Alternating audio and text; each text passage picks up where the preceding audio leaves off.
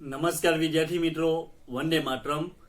ધોરણ 11 કોમર્સ વિષય નામાના મૂળ તત્વો, ચેપ્ટર નંબર 8 ખાસ આમનોન. વિદ્યાર્થી મિત્રો, આજના વિડીયોમાં આપણે ખાસ આમનોનની પ્રસ્તાવના, તેનો અર્થ, ખાસ આમનોનનો નમૂનો અને તેના વ્યવહારોનું કેટલુંક વર્ગીકરણ કરવામાં આવે છે તેનો આપણે વિગતવાર અભ્યાસ કરવાના છે. વિદ્યાર્થી મિત્રો, શરૂઆત કરીશું આપણે ખાસ આમનોનની એક નાનકડી પ્રસ્તાવનાથી. મિત્રો, ખાસ આમનોન એ પેટાનોનનો જ એક પ્રકાર છે. આ વસ્તુને ખાસ તમારે યાદ રાખવાનું છે. તો હવે ખાસ આમનોન કોને કહેવામાં આવે છે તે આપણે જોઈએ.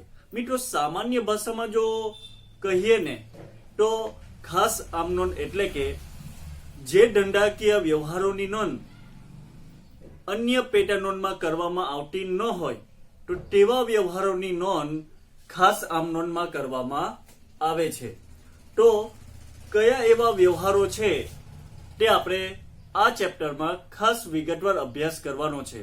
મિત્રો, આપણે અન્ય પેટાનોનો જોઈ ગયા છે, જેમ કે વેચાણ નોંધ, ખરીદ નોંધ, ખરીદ પરત નોંધ, વેચાણ પરત નોંધ, લેણી હુંડી નોંધ, દેવી હુંડી નોંધ, રોકડ મેળ અને પેટા રોકડ મેળ. વિદ્યાર્થી મિત્રો, આ જે બધા પેટાનોનના પ્રકારો છે, આ પેટાનોનમાં જે વ્યવહારો નોંધવામાં આવતા ન હોય અથવા આ પેટાનોનમાં જે વ્યવહારો નોંધી શકાય તેમ ન હોય તો તેવા વ્યવહારોને ખાસ આમનોનમાં લખવામાં આવે છે. બરાબર? એટલે ખાસ આમનોન કોને કહી શકાય? તો જે વ્યવહારોની નોંધ અન્ય પેટાનોનમાં ન થાય એવી હોય તો તેવા વ્યવહારોને આપણે ખાસ આમનોનમાં લખવામાં આવે છે. તો જોઈએ આપણે તેનો અર્થ. મિત્રો, ખાસ આમનોનનો અર્થ છે અન્ય પેટાનોનમાં જે વ્યવહારો નોંધાતા નથી તેવા વ્યવહારો જે પેટાનોનમાં નોંધવામાં આવે છે તેને ખાસ આમનોન કહેવામાં આવે છે. વિદ્યાર્થી મિત્રો, હવે તમને બધાને ખ્યાલ આવી જશે કે ખાસ આમનોન કોને કહેવામાં આવે. તો અન્ય પેટાનોનમાં જે વ્યવહારો નોંધાતા નથી. બરાબર? તો હવે કઈ અન્ય પેટાનોન છે તે આપણે વિચારો. તો અન્ય પેટાનોનમાં વેચાણ નોંધ, ખરીદ નોંધ, ખરીદ પરત નોંધ, વેચાણ પરત નોંધ, દેવી હુંડી નોંધ, લેણી હુંડી નોંધ, રોકડ મેળ અને પેટા રોકડ મેળ. મિત્રો, આ બધા એ અન્ય પેટાનોન છે અને આ અન્ય પેટાનોનમાં જે વ્યવહારો નોંધવામાં આવતા નથી તો તેવા વ્યવહારોને જે પેટાનોનમાં નોંધવામાં આવે છે તેને આપણે ખાસ આમનોન તરીકે ઓળખીએ છીએ. બરાબર? મિત્રો, હવે આપણે જોવાનું છે ખાસ આમનોનનો નમૂનો. બોર્ડ તરફ ધ્યાનથી જોજો. મિત્રો, ખાસ આમનોનનો જે નમૂનો છે એ આપણે આમનોન જેવો જ એનો નમૂનો જોવા મળે છે. એમાં પણ 5 ખાના આપણે પાડવા પડશે. ખાસ આમનોનનો નમૂનો. પહેલું ખાનું આવશે તારીખ, બીજું વિગત, ત્રીજું ખાપા એટલે ખાતાવહી પાના નંબર, ચોથું ઉધાર રૂપિયા અને જમા રૂપિયા. બરાબર? આ જ રીતે આમનોનની જેમ જ ખાસ આમનોનનો પણ નમૂનો પાડવામાં આવે છે. હવે આપણે આગળ જોઈશું ખાસ આમનોનમાં નોંધાતા વ્યવહારો. વિદ્યાર્થી મિત્રો, ખાસ આમનોનમાં કયા કયા વ્યવહારો નોંધવામાં આવે છે એ ખાસ સમજૂતી મેળવવાની જરૂર છે અને તેનું આપણે અહીંયા વર્ગીકરણ કરવામાં આવ્યું છે. તો ખાસ આમનોનનું વર્ગીકરણમાં કયા કયા વ્યવહારો નોંધાય છે તો ધ્યાનથી જો. શરૂઆતની આમનોન ખાસ આમનોનમાં આવશે. ત્યારબાદ છે ખાતાની ફેરબદલીના વ્યવહારોની નોંધ, આખર નોંધ, હવાલા નોંધ, ભૂલ સુધારણા નોંધ અને અંતે અન્ય પેટાનોનમાં ન સમાતા વ્યવહારોની નોંધ એ ખાસ આમનોનમાં કરવામાં આવે છે. આ ખાસ આમનોનનું વર્ગીકરણ છે અને ખાસ તમારે યાદ રાખવાનું રહેશે, કારણ કે વિભાગ A કે B ની અંદર 1 માર્ક્સમાં પણ આ પ્રશ્ન પૂછાઈ શકે તેમ છે. બરાબર? તો ખાસ આમનોનનું વર્ગીકરણ આપણે જોયું છે, જેમાં સૌથી પહેલા છે શરૂઆતની આમનોન, ત્યાર પછી છે ખાતામાં ફેરબદલીના વ્યવહારોની નોંધ, પછી આખર નોંધ, હવાલા નોંધ, ભૂલ સુધારણા નોંધ અને અંતે અન્ય પેટાનોનમાં ન સમાતા વ્યવહારોની નોંધ. તો આ ખાસ આમનોનનું વર્ગીકરણ કરવામાં આવે છે. બરાબર? તો તેમાંથી સૌ પ્રથમ આપણે આજે જોવાના છે. પહેલું છે શરૂઆતની આમનોન. તો ધ્યાનથી બોર્ડ તરફ જોતા રહેજો મિત્રો. તો શરૂઆતની આમનોંધમાં શું આવશે, કેવા વ્યવહારો ત્યાં ખાસ આમનોંધમાં લખવામાં આવે છે તે ધ્યાનથી જોજો. ધંધાનો માલિક ધંધો શરૂ કરતા પોતાની અંગત મિલકતો ધંધામાં લાવે છે, બરાબર ને?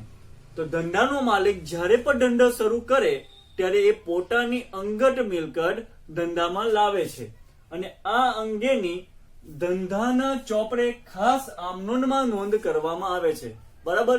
હવે પહેલી વસ્તુ તમને ખ્યાલ આવી જશે મિત્રો કે વર્ગીકરણની અંદર શરૂઆતની આમનોંધ, અને શરૂઆતની આમનોંધ એટલે શું કે જ્યારે ધંધાનો માલિક ધંધો શરૂ કરતી વખતે પોતાની અંગત મિલકતો ધંધામાં લાવે છે તો ત્યારે તે અંગેની નોંધ એ ખાસ આમનોંધમાં કરવામાં આવે છે, બરાબર. આ વસ્તુને તમારે યાદ રાખવી પડશે. આપણે એક ઉદાહરણ જોઈ લઈએ મિત્રો. દાખલા તરીકે રાહુલે ધંધો શરૂ કરવા ₹9,000 રોકડા, ₹6,000 નો માલ સ્ટોક અને ₹5,000 ના દેવાદારો લાવ્યા. મિત્રો રાહુલ ધંધો શરૂ કરવા માટે કઈ કઈ વસ્તુ લાવે છે? તો રાહુલ દ્વારા ધંધો શરૂ કરવા માટે ₹9,000 રોકડ, ₹6,000 નો માલ સ્ટોક અને ₹5,000 ના દેવાદારો લાવે છે. અને મિત્રો ધંધો શરૂ કરવા માટે માલિક જે કંઈ પણ માલ મિલકત કે રોકડ લાવે તો તેને મૂડી તરીકે આપણે ઓળખીએ છીએ, બરાબર. હવે આ ત્રણ વસ્તુ ધંધામાં માલિક દ્વારા લાવવામાં આવે છે તો એમાંથી કઈ કઈ બાબતોની અહીંયા નોંધ કરવામાં આવશે તે જોઈએ મિત્રો. તો સૌપ્રથમ તમારે આવી રીતે ખાસ આમનોંધનો નમૂનો દોરવો પડશે. ત્યાં લખવું પડશે શ્રી રાહુલની ખાસ આમનોંધ. હવે આની આમનોંધ શું બને? તો મિત્રો ધ્યાનથી જો, અહીંયા 9,000 રોકડા લાવે છે, પરંતુ 9,000 રૂપિયા રોકડા ધંધામાં લાવે છે તેની નોંધ ખાસ આમનોંધમાં કરવામાં આવતી નથી. યાદ રાખજો મિત્રો, અહીંયા શું છે? ધંધો શરૂ કરવા માટે રાહુલ શું લાવે છે? ₹9,000 રોકડા એ ધંધામાં લાવે છે મૂડી તરીકે, બરાબર. પરંતુ રોકડ જે ધંધામાં લાવવામાં આવે છે તેની નોંધ અહીં ખાસ આમનોંધમાં કરવામાં આવશે નહીં. હવે શા માટે નહીં કરવામાં આવે? કારણ કે માલિક દ્વારા જ્યારે પણ ધંધામાં રોકડા મૂડી તરીકે લાવવામાં આવે છે ને તો ત્યારે એ રોકડ જે મૂડી તરીકે રકમ લાવવામાં આવે છે તેની નોંધ રોકડ મેળમાં થશે, એટલે કે અન્ય પેટા નોંધમાં તેની નોંધ થશે. રોકડ મેળ એક પેટા નોંધ છે, તેમાં એની નોંધ રોકડની થશે, બરાબર. એટલે રોકડની નોંધ ખાસ આમનોંધમાં કરવામાં આવશે નહીં. આગળ ₹6,000 નો માલ સ્ટોક અને ₹5,000 ના દેવાદારો લાવે છે. દેવાદારો એટલે કે લેણું, ગ્રાહક પાસેથી લેણું. તો બે વસ્તુ બીજી છે તે પણ ધંધામાં લાવે છે, બરાબર. તો હવે તેની નોંધ આપણે ખાસ આમનોંધમાં કરવી પડશે. જેમ કે માલ સ્ટોક ખાતે ઉધાર, દેવાદારો ખાતે ઉધાર, બરાબર ને? માલ સ્ટોક ખાતે ₹6,000 ઉધાર થશે અને દેવાદારો ખાતે ₹5,000 ઉધાર થશે. કુલ રકમ કેટલી થશે મિત્રો? ₹11,000. તો ₹11,000 ધંધામાં મૂડી તરીકે લાવે છે એટલે તે મૂડી ખાતે ₹11,000 જમા થશે અને બાજે લખવાની રહેશે. બાજે માલ સ્ટોક અને દેવાદારો ધંધામાં લાવ્યા તેના, બરાબર. મિત્રો તમે ધ્યાનથી જોશો, આમનોંધની અંદર રોકડ ખાતે ઉધાર લખવામાં આવ્યું નથી, કારણ કે રોકડ ખાતે એટલા માટે ન લખવામાં આવે કારણ કે એ રોકડ મૂડી તરીકે લાવવામાં આવે છે તેની નોંધ ક્યાં લખાશે? તો તેની નોંધ એ રોકડ મેળમાં નોંધવામાં આવશે, માટે તેની નોંધ ખાસ આમનોંધમાં આપણે નહીં કરીશું, બરાબર. હવે આપણે ખાસ આમનોંધનું વર્ગીકરણ છે તેમાં આપણે બીજો પ્રકાર જોઈશું, ખાતાના ફેરબદલીના વ્યવહારોની નોંધ. મિત્રો અહીં ખાતાની ફેરબદલી થઈ જશે, બરાબર. તો કઈ રીતે તે ધ્યાનથી જોજો. તો ખાતાની ફેરબદલીના વ્યવહારો, તો ખાતાની ફેરબદલીના વ્યવહારોની અંદર અહીંયા આપણે પહેલી નોંધ આપણે વાંચીશું, કોઈ પણ કારણસર એક ખાતામાંથી અંશતઃ કે પછી પૂરેપૂરી રકમ, કેટલી મિત્રો? એક ખાતામાંથી અંશતઃ કે પછી પૂરેપૂરી રકમ બીજા ખાતામાં ફેરબદલી કરવાની હોય ત્યારે તેવા વ્યવહારની નોંધ આપણે ખાસ આમનોંધમાં લખવામાં આવશે, બરાબર. ક્યાં લખવામાં આવશે મિત્રો? અહીંયા લખીશું આપણે ખાસ આમનોંધ. ખાસ આમનોંધમાં લખાશે. બરાબર, આ વસ્તુ તમારે યાદ રાખવાની રહેશે. તો ખાસ આમનોનમાં શાની નોંધ કરવામાં આવશે મિત્રો? કે કોઈ પણ કારણસર એક ખાતામાંથી 69 રકમ અથવા તો પૂરેપૂરી રકમ બીજા ખાતામાં ફેરબદલી કરવાની હોય તો ત્યારે તેવા વ્યવહારની નોંધ ક્યાં થશે? ખાસ આમનોનમાં. હવે એનું એક ઉદાહરણ આપણે જોઈ લેશું. બરાબર, તો અહીં પહેલું ઉદાહરણ છે, જો ધ્યાનથી. આકાશને ચૂકવવાના રૂપિયા 5000 ધરતીએ કબૂલ્યા. તો મિત્રો ધ્યાનથી જોજો, અહીંયા શું થાય છે? કેટલા રૂપિયા ચૂકવવાના છે આકાશને? આકાશને ચૂકવવાના રૂપિયા 5000 કોણે કબૂલ્યા? ધરતીએ કબૂલ્યા. એટલે એનો અર્થ શું થાય? કે આપણે એટલે કે ધંધાકીય એકમ દ્વારા આકાશને રૂપિયા 5000 ચૂકવવાના છે, પરંતુ આકાશને 5000 રૂપિયા ધંધા દ્વારા ચૂકવાશે નહીં. તો ધંધાની જગ્યાએ કોના દ્વારા ચૂકવાશે? તો ધરતી દ્વારા ચૂકવાશે. બરાબર, એટલે એનો અર્થ એવો થાય કે આકાશને ધંધાનું આકાશ પ્રત્યે દેવું છે અને ધરતી પાસેથી લેવું છે. બરાબર, એટલે અહીંયા શું થયું છે? તો આકાશને જે ચૂકવવાના થાય છે એ 5000 રૂપિયા કોણ ચૂકવી દેશે? ધરતી ચૂકવશે, અથવા ધરતીએ ચૂકવવાનું કબૂલ્યું છે. એટલે આમનો શું બનશે? અહીંયા આકાશ લેનાર બનશે અને ધરતી આપનાર બનશે. એટલે આકાશ ખાતે ઉધાર તે ધરતી ખાતે જમા. કેટલા રૂપિયા? 5000 ઉધાર થશે અને 5000 જમા થશે. તો અહીંયા શું રહે છે મિત્રો? જો કોઈ પણ કારણસર એક ખાતામાંથી 69 રકમ કે પછી પૂરેપૂરી રકમ બીજા ખાતામાં ફેરબદલી કરવાની હોય તો ત્યારે તેને આપણે ખાસ આમનોનમાં આપણે નોંધ કરીશું. હવે બીજું છે, ધ્યાનથી જોતા રહેજો. વર્ષના અંતે એક ખાતું બંધ કરી સમગ્ર રકમ બીજા ખાતામાં ફેરબદલી કરવા માટે પણ ખાસ આમનોનમાં લખવામાં આવે છે. અહીં ધ્યાનથી જોજો મિત્રો, શું કહેવા માંગે છે? કે વર્ષના અંતે શું કરવાનું છે આપણે? તો વર્ષના અંતે એક ખાતાને બંધ કરી દેવાનું છે અને એક ખાતું બંધ કરીને જે સમગ્ર રકમ છે એ સમગ્ર રકમ બીજા ખાતે ફેરબદલી કરવાની છે. તો તેની નોંધ પણ આપણે ક્યાં કરીશું? ખાસ આમનોનમાં કરીશું. એનું બીજું ઉદાહરણ જોઈએ તો વર્ષના અંતે ઉપર ખાતું આપણે બંધ કરવાનું છે અને ઉપર ખાતું બંધ કરીને મૂડી ખાતે ફેરબદલી કરવાની રહેશે. બરાબર, તો અહીંયા શું નોંધ કરી શકીએ? તો જ્યારે વર્ષના અંતે ઉપર ખાતું બંધ કરીને મૂડી ખાતે અહીંયા ફેરબદલી કરવાની હોય તો આમનોન અહીંયા શું બનશે? તો આમનોન બનશે મૂડી ખાતે ઉધાર તે ઉપર ખાતે જમા. નોર્મલી શું થાય? મૂડી ખાતું જમા થાય અને ઉપર ખાતું ઉધાર થતું હોય છે. બરાબર, પણ અહીંયા ખાતાની ફેરબદલી કરવામાં આવે છે. શું ખાતાની ફેરબદલી છે? તો વર્ષના અંતે શું કરવાનું છે? તો વર્ષના અંતે ઉપર ખાતાને બંધ કરીને ક્યાં લઈ જવાનું છે? મૂડી ખાતે લઈ જવાનું છે. એટલે મૂડી ખાતું ઉધાર થશે અને ઉપર ખાતું બંધ થશે. બરાબર, હવે પછી આપણે આગળ નેક્સ્ટ આપણે ખાસ આમનોનના વર્ગીકરણ આપણે જોવાનું છે. તો તેની અંદર આપણે જોઈશું હવે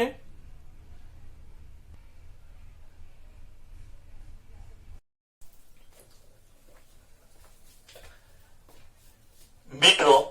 હવે આપણે ખાસ આમનોનનું વર્ગીકરણની અંદર શરૂઆતની આમનોન અને ખાતાના ફેરબદલીના વ્યવહારોની નોંધ જેની ખાસ આમનોનમાં કઈ રીતે અસર આપવામાં આવે છે એની આપણે ચર્ચા કરી ગયા છે. બરાબર, હવે આજે આપણે આખર નોંધ વિશેની સમજૂતી મેળવીશું. ધ્યાનથી બોર્ડ તરફ જોતા રહેજો મિત્રો. ખાસ આમનોનનું વર્ગીકરણની અંદર ત્રીજું વર્ગીકરણ કરવામાં આવે છે આખરની નોંધ. બરાબર, આખરની નોંધ કોને કહેવામાં આવે છે તે આપણે જોઈએ. હિસાબી વર્ષના અંતે ખાતા બંધ કરવાની નોંધો એટલે આખર નોંધ. મિત્રો ફરીથી એકવાર ધ્યાનથી જોજો કે આખર નોંધ કોને કહેવામાં આવે છે? હિસાબી વર્ષના અંતે ખાતા બંધ કરવાની નોંધ એટલે આખર નોંધ. બરાબર, કે હિસાબી વર્ષ હોય છે તેના અંતિમ દિવસે જે ખાતા હોય છે એ ખાતાને બંધ કરવાની જે નોંધ લખવામાં આવે તેને આપણે આખર નોંધ તરીકે ઓળખીએ છીએ. જોઈએ આપણે આગળ. હિસાબી વર્ષના અંતે માલના ખાતા તેમજ માલની ખરીદીને લગતા ખર્ચના ખાતા વેપાર ખાતે લઈ જઈને બંધ કરવામાં આવે છે. હવે આ વસ્તુને તમારે ખાસ યાદ રાખવાની છે મિત્રો કે કયા ખાતાને વેપાર ખાતે લઈ જઈને બંધ કરવામાં આવશે. બરાબર? તો મિત્રો એમાં બે વસ્તુ તમારે યાદ રાખવાનું છે. કઈ વસ્તુ આપણે વેપાર ખાતે લઈ જઈને બંધ કરવાનું છે અથવા કઈ વસ્તુ વેપાર ખાતે લઈ જવાનું છે. પહેલું, હિસાબી વર્ષને અંતે એટલે કે અંતિમ દિવસે જે માલને લગતા ખાતા છે, બરાબર, અથવા માલની ખરીદીને લગતા જે ખર્ચના ખાતા છે એને વેપાર ખાતે લઈ જવાનું રહેશે. તો માલને લગતા ખાતા એટલે કયા મિત્રો? તો માલને લગતા ખાતા એટલે કે ખરીદ ખાતું, વેચાણ ખાતું, ખરીદ પરત ખાતું, વેચાણ પરત ખાતું, આ માલને લગતા ખાતા છે. અથવા આપણે અન્ય રીતે ગયેલ માલના ખાતા આપણે તે પણ કહી શકીએ. બરાબર? તો મિત્રો અહીં માલના ખાતા એટલે શું આવશે? એમાં ખરીદ ખાતું, વેચાણ ખાતું, ખરીદ પરત ખાતું, વેચાણ પરત ખાતું એ માલને લગતા ખાતા છે. અને માલની ખરીદીને લગતા ખર્ચના જે ખાતા છે આને આપણે વેપાર ખાતે લઈ જઈને બંધ કરવાનું રહેશે. બરાબર? આ વસ્તુને તમારે યાદ રાખવાનું. એનો અર્થ એવો થાય છે મિત્રો, જે ખરીદ ખાતું, વેચાણ ખાતું છે કે પછી ખરીદ પરત કે વેચાણ પરત ખાતું છે એ ખાતાને બંધ કરીને વેપાર ખાતે લઈ જવું પડશે. બરાબર? આગળ, ઉપજ ખર્ચના ખાતા નફા નુકસાન ખાતે લઈ જઈને બંધ થાય છે. મિત્રો ધંધાકીય એકમમાં જે ઉપજ આવકો થાય છે કે પછી જે ખર્ચાઓ થાય છે કે નુકસાન, બરાબર ને, તો ઉપજ ખર્ચને લગતા જેટલા પણ ખાતા છે આ તમામ ઉપજ ખર્ચને લગતા ખાતાઓને નફા નુકસાન ખાતે લઈ જઈને બંધ કરવાનું રહેશે. આપણે મિત્રો અહીં આખર નોંધમાં આપણે માત્ર બે વસ્તુને યાદ રાખવાની રહેશે. બરાબર? કે અમુક ખાતાની જે બાકી છે એ વેપાર ખાતે લઈ જઈને બંધ કરવાની છે અને અમુક ખાતાની બાકી છે એ આપણે નફા નુકસાન ખાતે લઈ જઈને બંધ કરવાની છે. તો કઈ વસ્તુ લઈ જવાની એ તમારે હવે યાદ રાખવાનું રહેશે. બરાબર? દાખલા તરીકે આપણે ઉદાહરણ લઈએ તો વર્ષના અંતે ખરીદ ખાતાની બાકી ₹75,000 છે. મિત્રો ખરીદ ખાતું એટલે એ કઈ વસ્તુ આવશે એમાં? તો અહીંયા જોજો, માલના ખાતા. બરાબર? તમને અત્યારે જ તમને કહ્યું હતું કે માલને ખાતા હોય કે પછી માલની ખરીદીને લગતા ખાતા હોય એટલે કે ખર્ચને લગતા ખાતા હોય તો એ વેપાર ખાતે લઈ જઈને બંધ કરવામાં આવશે. બરાબર? તો અહીં માલની ખરીદીની વાત કરવામાં આવી છે એટલે ખરીદ ખાતાની બાકી ₹75,000 છે. તો ખરીદ ખાતું બંધ કરીને આપણે ક્યાં લઈ જવાનું છે? વેપાર ખાતે આપણે ત્યાં લઈ જઈને બંધ કરવું પડશે. તો અહીં આમનોન શું બનશે મિત્રો? તો વેપાર ખાતે ઉધાર તે ખરીદ ખાતે જમા. ₹75,000 વેપાર ખાતે ઉધાર ને ખરીદ ખાતે જમા ₹75,000 થશે. આ રીતે આમનોન બનશે. બરાબર? તે ખાસ આમનોનમાં આપણે લખવાનું રહેશે. આગળ, વેચાણના ખાતાની બાકી ₹85,000 છે. તો વિદ્યાર્થી મિત્રો વેચાણ એ માલનું વેચાણ કરવામાં આવે છે એટલે માલના વેચાણ ખાતાની જે બાકી ₹85,000 છે એ બંધ કરવાનું છે. આપણે કઈ જગ્યાએ બંધ કરશું એ પણ આપણે અહીંયા વેપાર ખાતે જ લઈ જઈને બંધ કરવું પડશે. બરાબર? તો અહીંયા શું થશે? વેચાણ ખાતે ઉધાર ₹85,000 તે વેપાર ખાતે જમા ₹85,000. બરાબર? હવે આવક માલ ગાળા ભાડાની બાકી. મિત્રો આ બે માલના ખાતા છે. જ્યારે આવક માલ ગાળા ભાડું એ કયું છે? માલની ખરીદીને લગતા ખર્ચનું ખાતું છે. બરાબર? આવક માલ ગાળા ભાડાની બાકી ₹2,000 છે. બરાબર? તો આપણે અહીંયા આની આમનોન આપણે કઈ રીતે લખીશું મિત્રો? તો વેપાર ખાતે ઉધાર તે આવક માલ ગાળા ભાડા ખાતે. વેપાર ખાતે ઉધાર ₹2,000 થશે અને તે આવક માલ ગાળા ભાડા ખાતે જમા 2,000 થશે.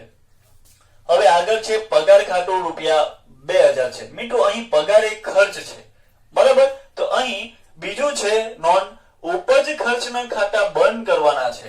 પરંતુ ઉપજ ખર્ચના ખાતા નફા નુકસાન ખાતે લઈ જઈને બંધ કરવાનું છે. અહીં પગાર ખાતું એ ખર્ચ છે માટે આપણે તેને નફા નુકસાન ખાતે લઈ જઈને બંધ કરીશું. બરાબર? તો આપણે અહીં નોંધ કેવી રીતે લખશું? અહીં નફા નુકસાન ખાતે ઉધાર 20,000 તે પગાર ખાતે જમા 20,000. બરાબર. બીજું છે ડિવિડન્ડ ખાતું રૂપિયા 3,000. મિત્રો ડિવિડન્ડ એ આપણી ઉપજ કહેવાશે, ધંધાની ઉપજ કહેવાય, માટે ત્યાં પણ ઉપજ ખર્ચ ખાતાનો નિયમ લાગુ પડશે. બરાબર. એટલે કે ડિવિડન્ડ ખાતું બંધ કરીને નફા નુકસાન ખાતે લઈ જવું પડશે. બરાબર. એટલે શું અહીંયા નોંધ લખાશે મિત્રો, અહીં ડિવિડન્ડ ખાતે ઉધાર રૂપિયા 3,000 તે નફા નુકસાન ખાતે જમા 3,000. આ રીતે તેની નોંધ થશે. બરાબર. હવે આપણે જોવાના છે આગળ આખર નોંધ પછી છે હવાલા નોંધ. મિત્રો હવાલા નોંધની અંદર દરેક હિસાબી વર્ષના અંતે ધંધાનું સાચું પરિણામ મેળવવા અને સાચી આર્થિક પરિસ્થિતિ જાણવા માટે હવાલા નોંધ કરવી પડે છે.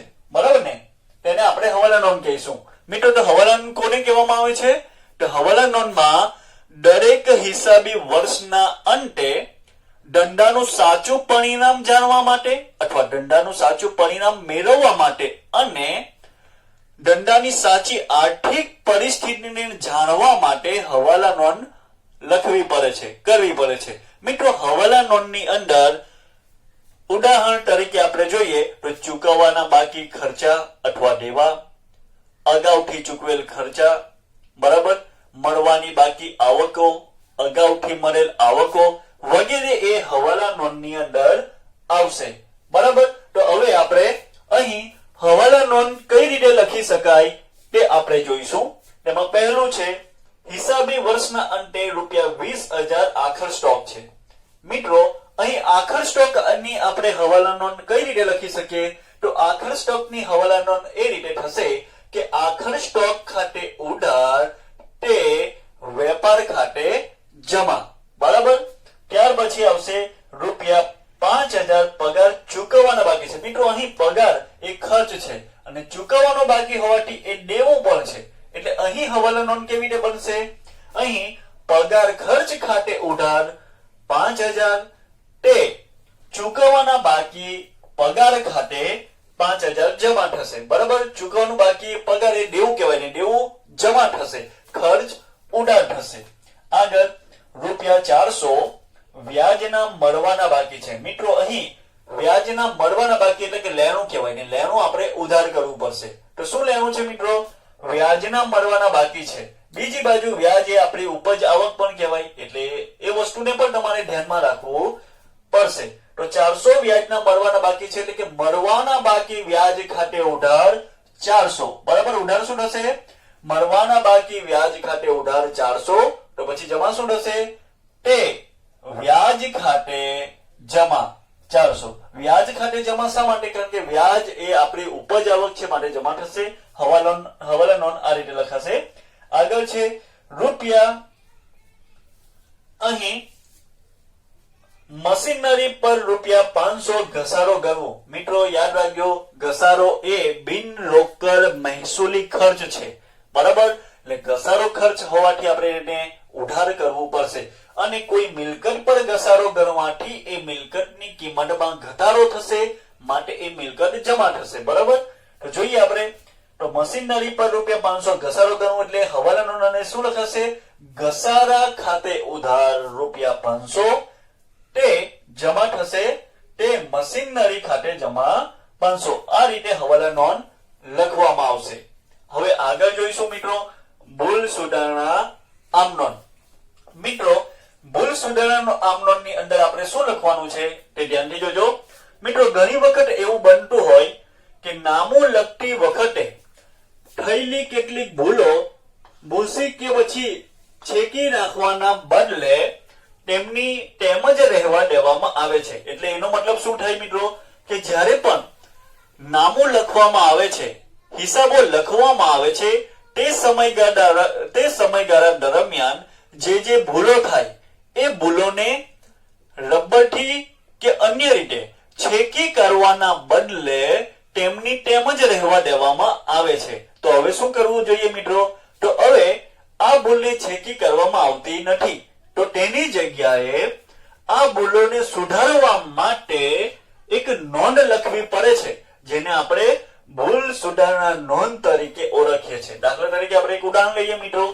પહેલું, ભૂલ સુધારણા નોંધ કઈ રીતે લખાય? મિત્રો, ભૂલ સુધારણા નોંધની અંદર એક અગત્યની વસ્તુ યાદ રાખવા જેવી એ છે કે જે ભૂલ થઈ હોય એની વિરુદ્ધ અસર આપવી. બરાબર? યાદ રાખજો. શું કરવાનું છે? જરૂર પડે તો નોટબુકમાં નોંધ કરી લેવી. વ્યવહારમાં લખતી વખતે એટલે કે હિસાબો લખતી વખતે જે ભૂલ થઈ હોય તેની વિરુદ્ધ અસર આપવી અને જે સાચી અસર છે તેને સાચી જગ્યાએ જ લખી કાઢવું. બરાબર?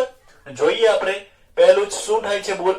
₹500 પગારના ચૂકવ્યા. મિત્રો, વ્યવહાર માત્ર અહીંયા સુધી જ છે કે ₹500 પગારના ચૂકવ્યા. બરાબર? તો અહીં પગારના ચૂકવ્યા હોવાથી પગાર ખર્ચ થાય એટલે પગાર ખાતે ઉધાર થવું જોઈએ. બરાબર ને? તો શું થાય છે? ₹500 પગારના ચૂકવ્યા પણ ઓફિસ ખર્ચ ખાતે ઉધાર થયા છે. ક્યાં ઉધાર કર્યા મિત્રો? ખરેખર ઉધાર થવું જોઈએ પગાર ખાતે, એની જગ્યાએ ઓફિસ ખર્ચ ખાતે ઉધાર થયા છે. તો તમને અત્યારે મેં શું કીધું છે મિત્રો? ભૂલ સુધારણા નોંધ કઈ રીતે લખવાનું છે આપણે? જે ભૂલ થઈ હોય તેની વિરુદ્ધ અસર આપવાની. તો પગાર ખર્ચ ખાતે ઉધાર લખવું જોઈએ એ સાચી નોંધ છે. બરાબર? પરંતુ પગાર ખર્ચની જગ્યાએ ઓફિસ ખર્ચ ખાતે ઉધાર કરી લખ્યું એ ભૂલ થઈ ગઈ છે. જે ભૂલ થઈ હોય તેની વિરુદ્ધ અસર આપવી. તો ભૂલ શું થઈ છે? ઓફિસ ખર્ચ ખાતે ઉધાર થઈ ગયું. તો હવે એને આપણે વિરુદ્ધ અસર આપશું એટલે કે ઓફિસ ખર્ચ ખાતે જમા કરી નાખશું. બરાબર? તો ઉધાર શું થશે? જે સાચું છે તેને આપણે સાચી જગ્યાએ લખી કાઢીએ. તો પગાર ખર્ચ ખાતે ઉધાર થાય તો લખી કાઢ્યું ઉધાર, અને જે ઓફિસ ખર્ચ ખાતે ઉધાર ભૂલથી લખાઈ ગયું હતું એને આપણે જમા કરી દઈશું. આવી રીતે લખવાથી ભૂલ સુધરી જશે. નેક્સ્ટ છે ₹5000 યંત્રની ખરીદીની નોંધ ખરીદ ખાતે થઈ છે. મિત્રો, અહીં ભૂલ ફરીથી થઈ છે. ધ્યાનથી તમને નિયમો યાદ હશે તો તમને ખ્યાલ આવી જશે કે ₹2000 યંત્રની ખરીદીની નોંધ ખરીદ ખાતે ઉધાર થઈ ગઈ છે. એનો મતલબ શું થાય મિત્રો? ખરીદ ખાતે ઉધાર ક્યારે આવે? કે જ્યારે માલની ખરીદી કરવામાં આવી હોય ત્યારે ખરીદ ખાતે ઉધાર લખી શકાય. બરાબર ને? પરંતુ અહીંયા માલની ખરીદી નથી કરવામાં આવી, અહીં યંત્રની ખરીદી કરી છે. માટે ખરીદ ખાતે ઉધારની જગ્યાએ શું આવવું જોઈએ? સાચું, યંત્ર ખાતે ઉધાર થવું જોઈએ. બરાબર ને? તો સાચું છે તો તેની તે જ નોંધ કરવાની. યંત્ર ખાતે ઉધાર થવું જોઈએ તો યંત્ર ખાતે ઉધાર લખી કરવાનું, અને જે ભૂલ થઈ છે તેની વિરુદ્ધ અસર. તો ભૂલ શું થઈ છે?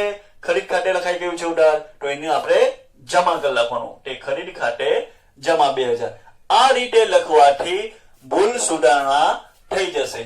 મિત્રો, તમારે હવે આ રીતે જે બોર્ડ પર લખવામાં આવેલી છે આખર નોંધ, હવાલા નોંધ, ભૂલ સુધારણા નોંધ, આને લગતા કેટલાક ઉદાહરણો અને એની સમજૂતીની નીચે કેટલાક વ્યવહારો પ્રેક્ટિસ કરવા માટે તમને આપવામાં આવ્યા છે.